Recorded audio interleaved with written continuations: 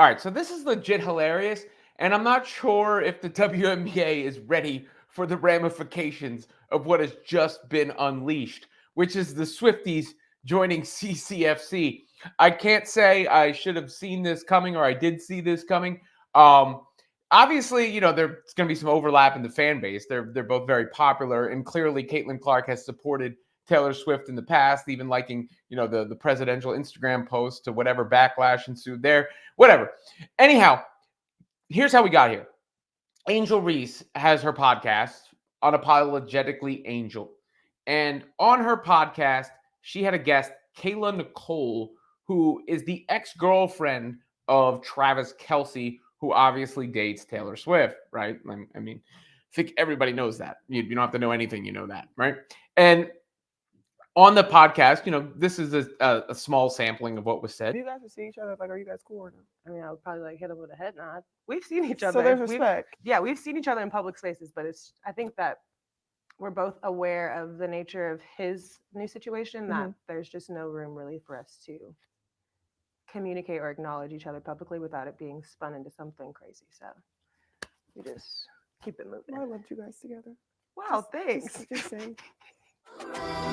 So Exhibit A, right? Like, without it being spun into something crazy, Angel Reese has her on the podcast. She talks about Travis Kelce and the Swifties are unleashed. And they first start going for Angel.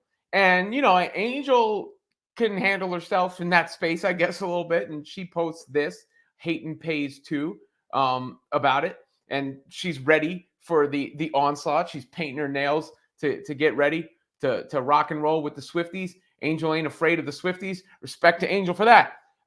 Because the Swifties, there are a lot of them, and they're in mass. So Reese is ready. She's hunkered down. She's ready to take on whatever comes with Taylor Swift's fans. However, Taylor Swift's fans also unearthed this old Caitlin Clark post. I guess this happened around the time that she started dating Travis Kelce, which meant she was a Chiefs fan, and Caitlin Clark is a Chiefs fan. And Caitlin Clark writes, Taylor Swift, welcome to the good side, Chiefs Kingdom. All right, so we know Caitlin is supporting Taylor Swift. Not a shock. I think we've known that for a long time. However, the old post is being resurfaced and boosted as Caitlin Clark fans and Taylor Swift fans start to become one, which would equate to the largest fan base perhaps in the history of the universe. And you see like various posts out there. I mean, look, it's just an online sampling, but I found it amusing. This person says, Tay 013. I might start standing. Where do I start with WNBA? So there you have one Swiftie of clear note who says that. That wasn't the only post like that. There were a bunch of them. You got this one that says, more Swifties are joining Caitlin FC by the second. Oh, it's so over for the league. That from 444 Hater. I hope they're not talking about the Jay-Z album because I love that album. And then, there's a bunch of them. I'm just showing you a few of them here and there. But let me see if do I have more of them pulled up right here? I had a bunch of them pulled up before. Let me see if I can find some more. Hang on one second. Yeah, here's another one. I recognize this poster. I believe she's follows me or in my comments sometimes. Swifties becoming Caitlin Clark stans is such a W. Not for old school WNBA, it ain't. Not for old school WNBA. And look, this is maybe something that's here today and gone tomorrow. Obviously, it's a stupid story. I hope you can read my tongue-in-cheek delivery of the entire thing. But I have to admit, I'm not a Swiftie either, right? Like at all. I found out who Taylor Swift was because of Kanye West. That's how I learned who Taylor Swift was. Now, I will say I gained a measure of respect for Taylor Swift through her album Folklore, which I think is just a terrific album. I think there's no way to spin it otherwise. That is a terrific body of work. It's like her work with soul rather than some of the pop. Like I don't like Shake It Off. I don't like that song. Nonetheless, she goes to the NFL, and some people are like, I'm sick of Taylor Swift, but you can see, what's the word that they use for Caitlin Clark? The motion. Taylor Swift can do anything. She endorses the Vice President Harris, and then it's on the news. immediately, right? Like every news outlet. She's got that gravitas, that she's just that popular. And Caitlin Clark is the same way. In fact, Colin Cowherd has referred to Caitlin Clark as Taylor Swift in tennis shoes. So if you do have a bunch of Swifties who all of a sudden became Caitlin Clark fans, that's a problem for any other fan base in any fan debate.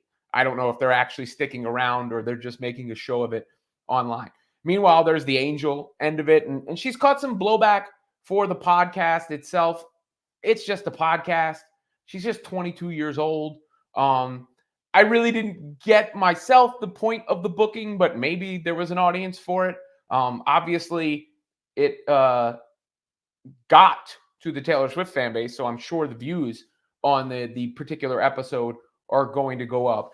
And I don't want this to turn into like anything serious of like, actual fighting amongst fan bases. And we've had enough of Caitlin Clark fans fighting with Angel Reese fans and debates of Angel Reese and Caitlin Clark. I'm just talking about the good fun of it because I did not expect to see it this afternoon. I did not expect to see the CCFC become Swifties or them become together or whatever you would call it, because that's the type of thing, the that side of WNBA Twitter and social media and media who doesn't like Caitlin Clark being talked about so much is going to absolutely hate the idea of the Swifties also coming into the discourse and saying whatever it is that they say or standing Taylor Swift. But credit to Angel for standing her ground.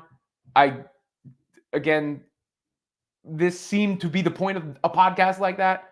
So I would say in this instance, she's got what she had coming to her as far as the booking and the direction that she decided to take with that episode. But I did think it was worth sharing because I got a good chuckle out of it to see all the fans come in there and then all of a sudden say they're Caitlin Clark fans and they're learning about the WNBA. It's safe to say the WNBA already had garnered a level of attention this year that it had never seen before, and maybe no one thought it would ever see. And this is just more support that it's not going anywhere, right? Like, this is a silly, stupid story. It doesn't actually mean anything. I'm kidding about almost everything I'm saying right now, but it is an indication of where it is in the pop culture space, where Angel Reese can do a podcast that gets this much attention, that then brings the attention to Caitlin Clark, who already had the most attention from the fan base of the person outside of sports who gets the most attention. Do I have your attention?